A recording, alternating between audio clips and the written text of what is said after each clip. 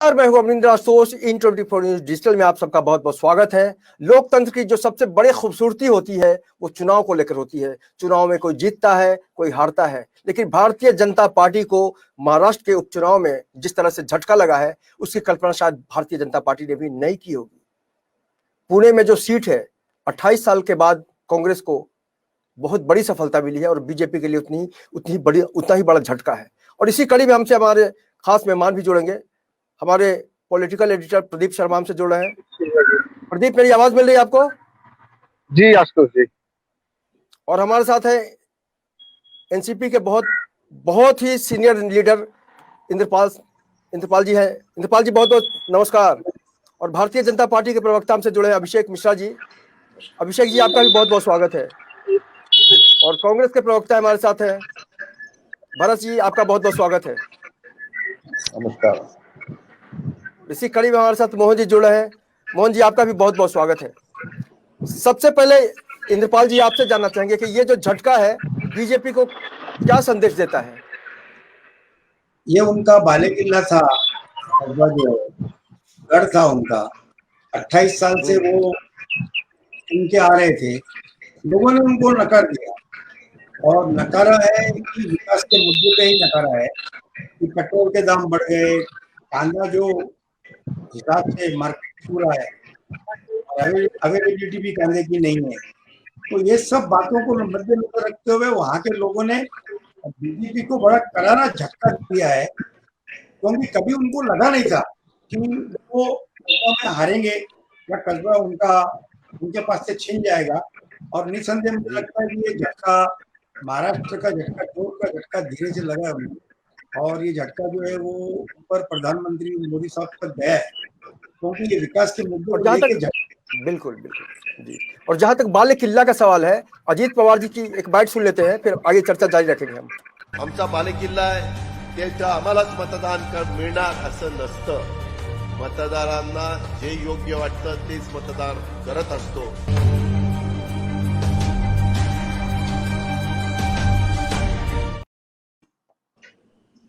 किल्ला कहीं ना कहीं से लोगों को एक भ्रम भी हो जाता है, लेकिन लोकतंत्र में कब क्या हो जाए शायद इसका फैसला सिर्फ जनता को पता होता है। और आज वाकई महंगाई को लेकर ऐसे कई मुद्दे हैं जिससे आम आदमी की जो तकलीफ है वो बढ़ती जा रही है। पिछले दिनों रसोई गैस, कमर्शियल गैस, तो उसमें जो इजाफा होता है तो आम आदमी को लगता है कि वाकई अब कोई शायद देखने वाला नहीं है। और सीधे चलते हैं बीजेपी के पास।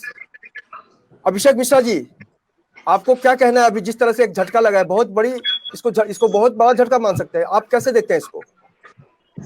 देखिए, लोकतंत्र में जनता ने जो भी फैसला लिया है वो हम सबको स्वीकार है। जहां तक भारतीय जनता पार्टी की बात है, हम पूरे राष्ट्र में हर विधानसभा में जनता की सेवा करते रहते हैं। कई बार कुछ लोकल कारणों के वजह से हो सकता है कि वहां पे जनता ने हम पे पूरा विश्वास न जताया हो, परंतु दूरगामी अगर हम परिस्थिति देखें कि पूरे देश में कल जो बाकी 3 बड़े राज्यों नॉर्थ ईस्ट में जो चुनाव हुए, वहां भाजपा की सरकार तीनों जगह बन रही है। 2 राज्यों में तो कांग्रेस लगभग समाप्त हो गई, जीरो, नागालैंड में तो जीरो पे आ गई। तो कल माननीय देवेंद्र फडणवीस जी ने भी कहा था कि कांग्रेस को ज्यादा आत्मचिंतन की आवश्यकता है कि कई राज्यों में कल उसका और ज्यादा सफाया हो गया। और जो एक प्रवक्ता इससे पहले कह रहे थे कि मोदी जी को जवाब पहुंचा है, तो जी हाँ, 3 राज्यों ने कल मोदी जी में विश्वास जताया है, जिसमें ऐसे भी राज्य हैं जो माइनॉरिटी डोमिनेटेड है। अच्छा, जहां तक कल एक विधानसभा जहां भाजपा नहीं जीत पाई, तो आपको समझना होगा कई बार, अब जैसे उदाहरण स्वरूप में 2019 के लोकसभा चुनाव से पहले योगी जी का जो अपना गृह क्षेत्र गोरखपुर, वहां कुछ कारणों से भाजपा नहीं जीत पाई, परंतु 2019 के लोकसभा चुनाव में हम पूरे प्रचंड बहुमत से वहां विजय हुए। इसीलिए आज माननीय मुख्यमंत्री शिंदे जी ने कहा है कि एक विधानसभा का बाय इलेक्शन पूरा राज्य का मूड डिसाइड नहीं करता। पूरी राज्य की जनता भाजपा के साथ है। जिला जो ग्राम लेवल पे चुनाव हुए, जहां भी पूरे देश भर में, महाराष्ट्र में भी, तो हम इसको यही मानते हैं कि वहां पे और हमें काम करना है। उस विधानसभा में क्या विशेष लोकल परिस्थिति थी उसको संज्ञान में लेना है, परंतु देश का जो मूड है वो मोदी जी के साथ है, भाजपा के साथ है। और 3 बड़े राज्यों में विजय ने उसको सिद्ध किया है। हाँ, एक विधानसभा में कहीं ना कहीं और हमें समर्थन प्राप्त करना है, उसके लिए हम कार्य करेंगे। मतलब कुल मिला के कहा जा सकता है कि बीजेपी वहां पे उम्मीदों पे खरा नहीं उतर पाई। जिस तरह से आम लोगों ने, बिल्कुल बहुत बड़ी बात है कि 28 सालों बाद कांग्रेस के पक्ष में वोट डाला। हमारे साथ भरत सिंह हैं। भरत जी, इस जीत को आप कैसे देखते हैं? देखिए, ऐसा है कि इस जीत को इस तरह से कह सकते हैं, कांग्रेस का फटका और भाजपा को लगा झटका। तो सबसे बड़ी चीज है कि देश की जनता ने पूरी तरह से ये मन बना लिया है कि 2024 में किसको क्या करना और क्या देना है। देखिए, सबसे बड़ी आज जनता के सामने ये विकट परिस्थिति खड़ी है महंगाई की। आज महिलाएं घर का बजट नहीं संभाल पा रही हैं। नौजवान जब नौकरी का बायोडाटा लेके आज जो है जब जाते हैं, सुबह निकलते हैं तो शाम को आते हैं तो कहते हैं कि नौकरी अभी तक नहीं मिली है। बेरोजगार चरम सीमा पे है, महंगाई चरम सीमा पे है। तो देश की जनता ये देख रही है कि 2014 में जो उस समय के बागेश्वर बाबा बन के आए थे, देश की जनता का मन टटोलते हुए, पहचानते हुए, देश की जनता ने लगा ये बागेश्वर बाबा तो इस तरह से कह रहे हैं कि भाई 30 रुपए का जो है वो डीजल मिल जाएगा, 40 रुपए का पेट्रोल मिल जाएगा, 200 रुपए का घरेलू सिलेंडर मिल जाएगा। तो मुझे लगता है कि ये बागेश्वर बाबा जो नए बागेश्वर बाबा बन के आए हैं, कभी बहरूपिये की तरह कभी कभी दाढ़ी बढ़ा लेंगे, तो कभी कभी देखिएगा आपकी दिन में 4-4, 5-5 बार ड्रेस चेंज कर लेते हैं। वो अपनी सुविधा के लिए सब कुछ कर लेते हैं। लेकिन जो देश की जनता ने उनके ऊपर विश्वास किया था कि हमको सब कुछ सस्ता मिलेगा, महंगाई से निजात मिलेगी, क्योंकि उस समय 450 रुपए का आशुतोष जी सिलेंडर भी ना बहुत महंगा लग रहा था देश की जनता को। और मुझे लगता है कि 70 रुपया 65 रुपए का पेट्रोल भी बहुत महंगा लग रहा था। तो उन्होंने ये नए बागेश्वर बाबा को जब लाया तो ये लगा इनको कि अब चमत्कार होगा। तो चमत्कार तो छोड़िए, उल्टा अब जनता को तो ये हालत हो गई है कि उनके सामने थाली पड़ी है आशुतोष जी, लेकिन उसमें निवाला नहीं है। अब ये देखिए देश का दुर्भाग्य कि जो है 5 किलो आटा, 5 किलो राशन फ्री में दे रहे हैं, और वो 5 किलो राशन जो है वो 500 रुपए का भी राशन नहीं है, लेकिन उसको पकाने के लिए 1150 रुपए का सिलेंडर लोगों को खरीदना पड़ रहा है। तो ये सारी चीजें जो है वो कस्बा, चाहे वो महाराष्ट्र की जनता ने देखा, और इसी वजह से इनको जो है बड़ा झटका मिला है। और एक कस्बा ही झटका नहीं मिला है, इसके पहले अभी पिछले महीने में जो चुनाव हुआ वहां पे भाजपा 5 सीटों पे जो चुनाव हुआ था उसमें से 4 सीटें हम जीत के आए हैं। हमारी महागठबंधन की जो सरकार है, एमबीए की सरकार है, वो जीत के आई है और इनको 1 सीट मिला है।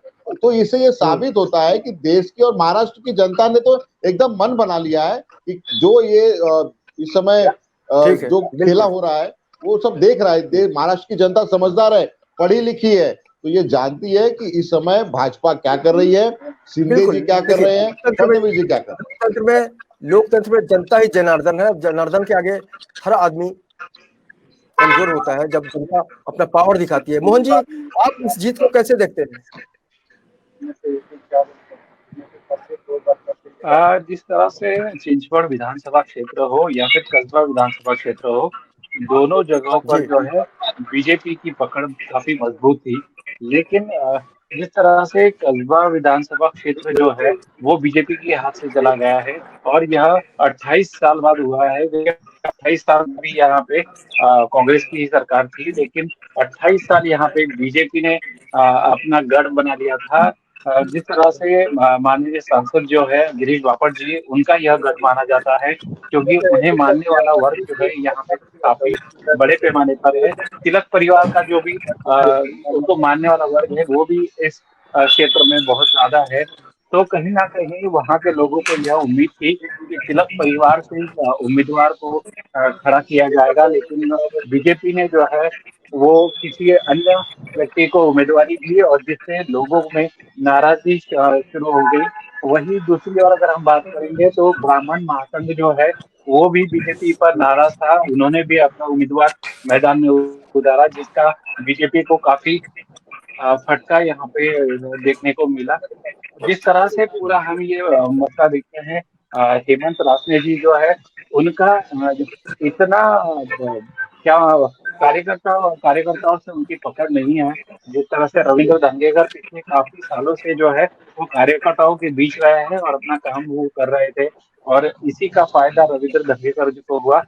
वही बीजेपी जिनका यह गढ़ माना जाता था उसमें यह बड़ी सुरंग है और कांग्रेस की काफी बड़ी जीत है। वहीं दूसरी ओर अगर हम छिंदवाड़ा की बात करें तो छिंदवाड़ा में पूरी तरह से जो चुनाव है उपचुनाव ये पूरा सहानुभूति पर हुआ है। ना कि किसी विकास के मुद्दे पर राजनीति हुई, ना ही किसी आश्वासन को लेकर राजनीति हुई। केवल सहानुभूति जो दिवंगत विधायक थे लक्ष्मण जगताप, उनकी मौत के बाद उन्हीं की पत्नी जो है वो उन्हें भाजपा की ओर से टिकट मिला और ये पहले से माना जा रहा था कि उनकी जीत तय है। लेकिन यह चुनाव जो है ये चुनाव हुआ और अन्य जो एनसीपी के उम्मीदवार थे नाना काटे और निर्दलीय उम्मीदवार जो थे राहुल कलाटे की इसमें करारी हार हुई है। देखिए, आपने तो पूरा इलेक्शन को कवर किया, उस दौरान क्या आपको लगता था कि वाकई ऐसा बदला मतलब तस्वीर एकदम से बदल सकती है? नहीं, ऐसे तो पहले नहीं लग रहा था, लेकिन चुनाव मतदान होने के एक दिन पहले जिस तरह से बीजेपी के कार्यकर्ताओं द्वारा पैसे बांटने के कुछ वीडियो सोशल मीडिया पर वायरल हुए और उसी की वजह से कुछ लोगों ने अपना मन बना लिया था कि कांग्रेस उम्मीदवार भी वो जीत रहा है और इसी को जिताने के मन लोगों ने बना लिया था। वहीं कहीं ना कहीं गिरीश बापट जी जो जो थे वो चुनाव में कहीं सक्रिय दिखे नहीं क्योंकि उनकी तबीयत खराब थी और उन्हें मानने वाला वर्ग इस क्षेत्र में काफी ज्यादा था। तो कहीं ना कहीं इन पूरी बातों का जो है वो कांग्रेस को फायदा हुआ और उन्हीं की सीट यहाँ पे निकल चुकी है। बिल्कुल, हमारे पॉलिटिकल एडिटर है प्रदीप शर्मा। प्रदीप, बीजेपी के लिए झटका, कांग्रेस के लिए तो बहुत खुशहाली है कहेंगे ना, आप कैसे देखते हैं इस चुनाव को? देखिए आशुतोष जी, जिस तरह से कल उपचुनाव के नतीजे आए हैं, अगर महाराष्ट्र की बात करें तो महाराष्ट्र में कांग्रेस को जीत मिली है, बीजेपी को झटका जरूर मिला है। लेकिन अगर अन्य राज्यों की बात करें, चाहे वो त्रिपुरा की बात करें, नागालैंड की बात करें, तो वहां पर कांग्रेस को भी काफी बड़ा झटका लगा है क्योंकि वहां बीजेपी ने अच्छी जीत हासिल की है। लेकिन जिस तरीके से अब महाराष्ट्र में कहीं ना कहीं ये बीजेपी की जो जीत है, जिस तरह से कांग्रेस को जीत मिली है और बीजेपी को हार मिली है, तो एक बड़ा सबक कहा जाता है। हालांकि अब आगामी अभी और भी चुनाव है, चाहे वो महानगर पालिका के चुनाव कहें या जिस तरीके से अन्य चुनाव है, उसमें जनता ने कहीं ना कहीं अब परिवर्तन का मूड बना लिया है और जनता जनार्दन होती है। अब जनता ये जान गई है कि विकास के मुद्दे पर ही वोट होंगे, चाहे वो जहां विकास होगा। जिस तरीके से अभी मोहन जी ने बताया कि मोहन जी क्योंकि पुणे से है, पुणे का पूरा चुनाव उन्होंने कवर किया है, उन्होंने जिस तरीके से बताया कि पिंपरी चिंचवट में कहीं ना कहीं जो है लोगों को एक संवेदना थी जिसको लेकर लोगों ने एक अपना मत बनाया, मन बनाया। और जिस तरह से अगर बात करें तो अन्य उपचुनाव में तो बीजेपी को कहीं ना कहीं एक सबक लेने की जरूरत है। बीजेपी अब कहीं ना कहीं एक, क्योंकि ये लड़ाई जो है बीजेपी और कांग्रेस यानी बीजेपी महाविकास अघाड़ी की साख बन गई थी यहाँ पर उपचुनाव, और जिस तरीके से कांग्रेस को बड़ी जीत मिली है तो इससे कहीं ना कहीं कांग्रेस में हर्ष और जिस तरह से कल से जश्न मनाए जा रहे हैं, तो एक बार एक नई आस जगी है कांग्रेस की कि 2024 का जब चुनाव होगा तो क्या जनता का मूड परिवर्तन होगा। क्योंकि जैसे हमने अभी सुना कि बीजेपी के प्रवक्ता और कांग्रेस के प्रवक्ता ने कहा कि हमारे यहाँ जो है बीजेपी, उनका कहना है कि महंगाई के मुद्दे पर जनता ने बीजेपी सरकार को चुन के दिया था। और उनका साफ तौर से बीजेपी के प्रवक्ता का कहना है कि जो है विकास के मुद्दे पर हमें अन्य राज्यों में जीत हासिल हुई है, महाराष्ट्र में हमसे कुछ चूक हुई है जिस पर विचार विमर्श जारी है। लेकिन सवाल यह है कि एक बार जीत तो जीत होती है, चाहे वो किसी भी मुद्दे पे हो। लेकिन अब जिस तरीके से बीजेपी में मंथन जारी है, क्योंकि बीजेपी का गढ़ था, 28 साल बाद वहां पर कांग्रेस को जो है ताजपोशी मिली है, तो एक बार ये जरूर होगा कि बीजेपी के गढ़ में कहीं ना कहीं कांग्रेस ने सेंध लगाना शुरू कर दिया है। बिल्कुल, इंद्रपाल जी हमारे साथ हैं। इंद्रपाल जी, जिस तरह से कांग्रेस और बाकी जो विपक्ष है उसकी हिम्मत जो है वो थोड़ी थोड़ी कम हो गई थी, लग रहा था कि कुछ भी हो सकता है, लेकिन ये जो जीत है इसको आप आने वाले दिनों में बीजेपी के लिए क्या संकेत समझते हैं, महाराष्ट्र की अगर हम बात करें तो? ये जीत के साथ हम लोग देख रहे हैं, महाविकास आघाड़ी की जीत है ये, और इसमें सभी पार्टियों का योगदान बराबर रहा है। और इसमें देखने को ये मिला है कि वोट अभी चेंज हो सकते हैं, क्योंकि जैसे वोटर्स को दिखाया गया था लॉलीपॉप, वो आपको जैसे कांग्रेस के प्रवक्ता भरत सिंह ने कहा कि भाई आपको सिलेंडर उस समय महंगा लग रहा था 450 का, आज 1150 का सिलेंडर भी आपको महंगा नहीं लग रहा है। कमर्शियल गैस 350 बढ़ गई है। इसमें मोदी जी ने सेंचुरी मारी है, पेट्रोल और डीजल के अंदर मारी हुई है। तो ये सब चीजें बहुत काउंट करेगी आने वाले दिनों में। इस पे आज एक आम आदमी, उसकी इनकम में तो इजाफा हुआ नहीं है।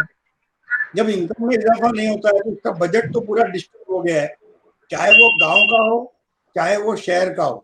तो उसका जो विजय पूरा का पूरा अगर बजट डिस्टर्ब है तो डेफिनेटली वो एक टेंस मूड में आएगा। आने वाले दिनों में उसको गैस का सामना करना पड़ेगा, कांदे का सामना करना पड़ेगा, वेजिटेबल का सामना करना पड़ेगा, रेशनिंग का सामना करना पड़ेगा, अनएम्प्लॉयमेंट का सामना करना पड़ेगा। तो जब उनके बच्चे बड़े होकर कॉलेज से डिग्री लेकर अनएम्प्लॉयड होकर बाहर घूमेंगे तो मालूम पड़ेगा कि बीजेपी कितना बड़ा एक मुखौटा है और कितना झूठ है इस पार्टी के अंदर। सर से लेकर पांव तक झूठ है। इनके मुखिया ही झूठ बोलते हैं और इनके मुखिया ने कहा था कि 15 लाख जुमला है। तो ऐसे बातें करना, अमित शाह जी ने एक इंटरव्यू में कहा वो तो जुमला है और अभी हम तो 25 साल तक और राज करेंगे। तो इस तरह की कई बातें हैं बीजेपी की जो कई जगह उन्होंने फेलियर हुए हैं। और सबसे बड़े फेलियर तो लोगों को आपको समझ में आ रहे हैं जो अडानी के शेयर गिर गए, अडानी की जो हो रही है, लेकिन सिर्फ अडानी ने 2,60,000 करोड़ का कर्जा बैंकों से ले रखा है। और ये देश कितने बड़े खतरे में है आने वाले दिन में। जो स्टॉक मार्केट है, शेयर्स है, एजुकेटेड यूथ है, वो सब ये देखेगा और ये देखने के बाद में ये निकम्मी सरकार को इनका घर का रास्ता दिखाएगा। और हमें महाविकास आघाड़ी को पूरा विश्वास है कि इन मुद्दों के ऊपर युवक और गृहिणी वोट देंगी और परिवर्तन होगा। चलिए आप जवाब देंगे अभिषेक जी। अभिषेक जी, परिवर्तन होगा, आपको क्या लगता है कि किस तरह की तैयारी करेंगे आप? महाराष्ट्र की अगर बात करें, महाराष्ट्र की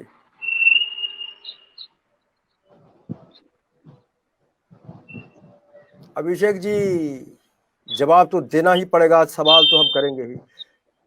प्रदीप, जिस तरह से एक गर्वीला भाव आ जाता है कि भाई हम तो जब संयम है कोतवाल तो डर कहेगा, जिस तरह से लगातार बीजेपी के नेताओं को लगा कि अब तो सब कुछ हमारा ही है, लेकिन जीत का जो गुब्बारा होता है उसमें एक जो पिन लगता है वो कोई भी पार्टी हो सकती है। और निश्चित रूप से आने वाले दिनों में कांग्रेस का कितना जोश बढ़ेगा? प्रदीप ये बताइए। देखिए सर, जिस तरीके से अगर बात करें तो कांग्रेस का जोश जरूर बढ़ेगा, क्योंकि जहां कुछ नहीं था वहां जो है अब एक जीत विधानसभा में मिली है उपचुनाव में, तो कहीं ना कहीं कांग्रेस का मनोबल तो बढ़ेगा ही। लेकिन जिस तरीके से अब जनता की बात करें, युवाओं की बात करें और जिस तरह से महंगाई को लेकर बात की जा रही, तो महंगाई और विकास के मुद्दे में, युवा रोजगार के मुद्दे पर ही मोदी सरकार आई थी।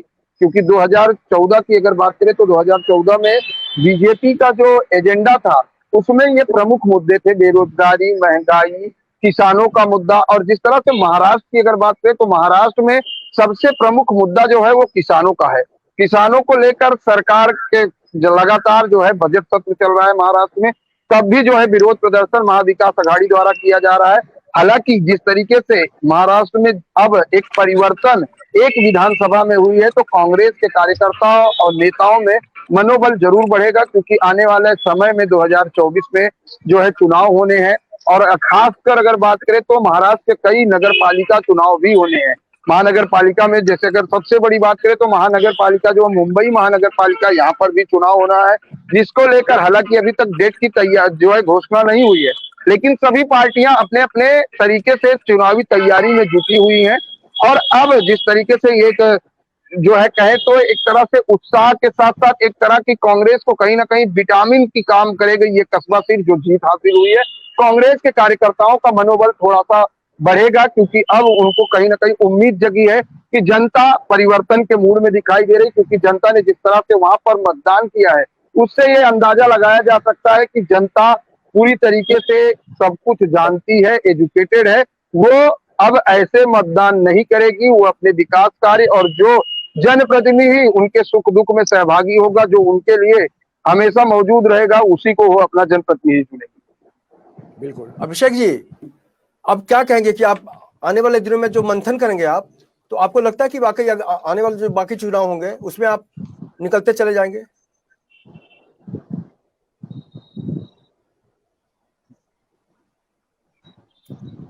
जब कोई पार्टी हारती है तो शायद उसका नेटवर्क भी कमजोर हो जाता है, और मैं महसूस कर पा रहा हूं। आप किस तरह से जश्न मनाने वाले हैं भरत जी? देखिए आशुतोष जी, जैसा प्रदीप जी ने कहा कि महंगाई बेरोजगारी अपने चरम पे है, ये सब जानते हैं और ये आप भी जानते हैं, पूरे देश की मीडिया भी जानती है। मैं तो कहूंगा कि धोखेबाज सेना से लड़ने के लिए महाराष्ट्र की जनता ने अपना मूड बना लिया है, और यही वजह है कि देखिए बीएमसी के चुनाव को करीब 1 साल के ऊपर हो गया है और ये डर के मारे नहीं करा रहे हैं। इनको पता है कि अगर अभी चुनाव करा दिया जाएगा तो महाविकास आघाड़ी की जो ये सरकार, जो हम साथी हैं, हम इनको धूल चटा देंगे। पता चलेगा कि इनको 10-15 सीट भी नहीं मिल रही है महानगर पालिका में, जो कि सबसे धनवान महानगर पालिका 52,000 करोड़ की महानगर पालिका इस समय मुंबई की है। तो अगर मैं आपके चैनल पे आज अभिषेक जी से बोल देता हूं कि अभिषेक जी, अगर आप लोग डरे हुए नहीं है, सहमे हुए नहीं है, तो महानगर पालिका का चुनाव करवा दीजिए, दूध का दूध और पानी का पानी हो जाएगा। अब आपने विश्लेषण ये किया था कि कस्बा जीत गए तो कोई बात नहीं, हम 3 राज्यों में जीत गए। 3 राज्यों में आपकी स्ट्राइक तो एनसीपी से भी कम थी। मुझे लगता है इंद्रपाल जी, शायद पहली बार नागालैंड में आप लड़े, 13 सीट पे से 5 सीट आपने जो है वो जीता है। तो मुझे लगता है कि इनकी स्ट्राइक तो मतलब आपसे भी एकदम गई गुजरी स्ट्राइक तो भाजपा की थी। मुझे ये बताइए कि भाजपा की एक जगह पे 2 सीट आई हुई है। अगर आप देखेंगे मेघालय में इनकी 2 सीट है, कांग्रेस की 5 सीट है, और जो है नागालैंड में हमारे साथी जो है महाविकास आघाड़ी के एनसीपी है, वहां पे 5 सीट आ गई। हम तो अलग तो नहीं है ना, हम तो एक ही साथ हैं, चाहे वो एनसीपी हो, कांग्रेस हो, चाहे उद्धव जी की सेना हो। तो हम लोगों ने मिलके इनसे अच्छा स्ट्राइक दिया। अब बेगाने शादी में अब्दुल्ला दीवाना, भाजपा की तो स्थिति है कि आप 1 सीट 2 सीट कहीं भी कोई ले लिया है तो उसको बुला के बोलते हैं भैया तुम मुख्यमंत्री बन जाओ, तुमको मुख्यमंत्री बना देता हूँ। लेकिन कहने के लिए ये रहेगा कि शादी तो दूसरे की थी, कि बेगाने बोल कहा ना कि बेगाने शादी में अब्दुल्ला दीवाना। तो ये जाएंगे और कहेंगे कि ये मेरी सरकार है। देखिए मैं फिर कह रहा हूँ, कस्बा में हो चाहे अभी जो स्थानिक जो चुनाव हुए उसमें 4 सीट आई है। इसमें बहुत बड़ा एमबीए के जितने घटक दल है, चाहे वो एनसीपी हो, चाहे वो शिवसेना हो, चाहे वो हम तो है कांग्रेस पार्टी, इसमें हमारे एक बात कहूं आपसे कि नाना पटोले जी जब से अध्यक्ष बने हैं तब से एक नई ऊर्जा महाराष्ट्र में कांग्रेसों में भी आई है, और जिस तरह से उनके काम करने का तरीका है। देखिए 28 साल के बाद कस्बा आई है, तो आपको याद होगा बाला साहब थोरात, वो भी तो बाला साहब थोरात के भी हमारी सीट है भाई। बाला साहब थोरात हमारे से दूर कहाँ है, वो तो हमारी पार्टी में है, सीएलपी लीडर है वो। तो मैं ये कह रहा हूँ कि जो नागपुर की, देखिए नागपुर में इनका गढ़ है, आरएसएस का मुख्यालय है, भाजपा के सारे नेता जितने बड़े से बड़े, चाहे देवेंद्र फडणवीस जी को ले लीजिए, वामन कुले जी को ले लीजिए, नितिन गडकरी को ले लीजिए, आरएसएस का पूरा मुख्यालय कर ले लीजिए, अगर उस गढ़ में जाके नाना पटोले जी सीट खींच के लेके आते हैं तो कहीं ना कहीं ये दिखाता है कि नाना पटोले जी का अपना एक जो है तरीका है काम करने का, कार्यकर्ताओं से मिलने का, सबको साथ में लेके चलने का। और यही वजह है कि कांग्रेस पार्टी दिन पे दिन महाराष्ट्र में मजबूत हो रही है। हाँ, उसमें हमारे जितने भी साथी है, चाहे वो उद्धव जी हो गए, चाहे वो शरद पवार जी हो गए, इन लोगों का भी एक बहुत बड़ा रोल और बहुत बड़ा हाथ है, क्योंकि जब हाथ और साथ जब मिलता है तो ये कस्बा जैसे विधानसभा को हमको जीतने में तकलीफ नहीं होती है। और मैं कस्बा विधानसभा के उन सारे वोटरों का धन्यवाद देता हूं कि उन्होंने सही समय पे अपनी आंख को खोला और उन्होंने जो है विकास को, जो झूठा विकास है ना, उसको दरकिनार किया। और जो ये विनाश काल चल रहा है, अमृत काल नहीं चल रहा है, ये अमृत काल के जगह पे मित्र काल चल रहा है, क्योंकि इन्होंने अपने मित्रों का झोली भरने का, जो 2 गुजराती इस देश में तो क्या कर रहे हैं, 2 गुजराती पूरे देश को खरीद रहे हैं और 2 गुजराती पूरे देश में बेच रहे हैं। तो ये 4 गुजरातियों का जो देखिएगा, ये 4 गुजराती जो है ना, इस देश को इसी तरह से अभिषेक जी खोखला इसका जवाब करेंगे, देंगे। लेकिन अभिषेक जी, महाविकास आघाड़ी इसको रोकेगी। हाँ अभिषेक जी आप जवाब दीजिए, महाविकास आघाड़ी आपको रोकेगी? भाई साहब अभिषेक जी लगता है निशब्द है चलिए, इस समय, जो है भाजपा पूरी तरह से कोई बात निशब्द नहीं, है। आने उनके वाले पास दिनों कोई में शब्द इतना नहीं तो है। साफ है। इंद्रपाल जी चलते चलते क्या कहना चाहेंगे उन लोगों को जिन्होंने जीत की उन्होंने जो जीत का जो सफर है उसमें वो शामिल हुए हैं? अभिषेक जी मेरी आवाज मिल रही है आपको? आगाज बहुत अच्छा हुआ है, अंजाम इससे भी अच्छा होगा।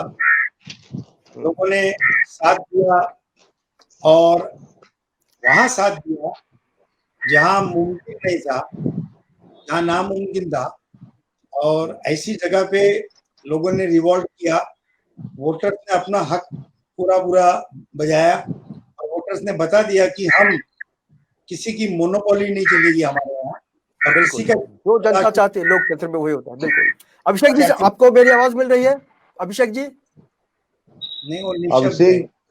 अभिषेक जी जैसा जो है भाजपा भी सो गई है, एकदम रिलैक्स हो गई है कि अब जो हमारी हार निश्चित है, अब उसे कोई बचा नहीं सकता है, क्योंकि भरत जी एक सवाल, जिस तरह से मुख्यमंत्री एकनाथ शिंदे ने कहा है कि सिर्फ एक सीट जीतने से राज्य में परिवर्तन नहीं होगा, क्या कहेंगे? तो चावल का देखिए प्रदीप जी, एक चीज समझिए, एकनाथ शिंदे पहले अपने आप को संभाल ले। उनको ये पता है कि मेरा भविष्य क्या है, उनको पता है कि मैं जहां आके जिस ट्रैप में फंस गया हूं, अब इससे कैसे बाहर निकलूं। अब उनके पास कोई रास्ता नहीं है। और दूसरी बात, एकनाथ शिंदे जी को शायद कुछ गलत जानकारी मिली है, एक सीट नहीं है, 4 सीट जो है स्थानक चुनाव जो हुए 4 सीट उसमें आ रहे हैं, एक सीट जो है कस्बा के आ रहे हैं, उसके बाद बेंगलुरु की एक सीट हुई थी उसमें आ रहे हैं, उसके बाद में आप देखिएगा अंधेरी की सीट जो थी जहां पे ऋतुजा लटके जीत के आई है उसमें आ रहे हैं। हम पिछले 3 वहां तो लड़ाई हुई नहीं, ऋतुजा लटके वाले, अगर अंधेरी पूर्व की बात करें तो वहां पे तो कैंडिडेट विड्रॉ कर दिया गया था। अरे भाई ठीक है सुनिए, एक बार अभिषेक जी जुड़ गए हैं। भागा कौन? अभिषेक जी भागे तो शिंदे जी ना, हम तो नहीं भागे ना, हम तो लड़े। भारत जी एक बार सुन लेते हैं अभिषेक जी को, भारतीय जनता पार्टी के। अभिषेक जी आने वाले दिनों में किस तरह की आपकी नीति होगी, संक्षेप में बता दीजिए। चलिए कोई बात नहीं है, इस तमाम जीत के बाद भले ही सीट एक आई है, लेकिन जिस तरह से हौसला बढ़ा है कांग्रेस का, ऐसे में ये उम्मीद तो की जा सकती है। प्रदीप जी की बात को पूरा कर दूं।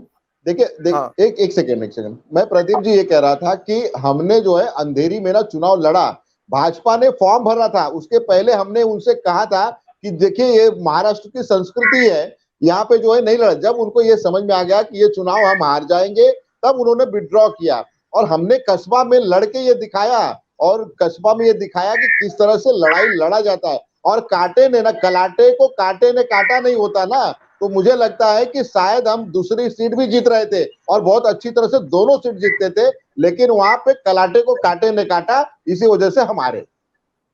चलिए बहुत बहुत बधाई आपको कि आपको एक सीट मिली, और इस तमाम बातचीत में आप लोगों ने अपना समय निकाला, उसके लिए आपका बहुत बहुत शुक्रिया। इंद्रपाल जी आपका बहुत बहुत शुक्रिया, भरत जी आपका शुक्रिया, प्रदीप आपका भी शुक्रिया, और मोहन जी और अभिषेक जी भले ही हमसे अलग हो गए फिलहाल, लेकिन उनका भी शुक्रिया। तो निश्चित रूप से लोकतंत्र में जो सबसे बड़ा त्योहार होता है वो चुनाव होता है।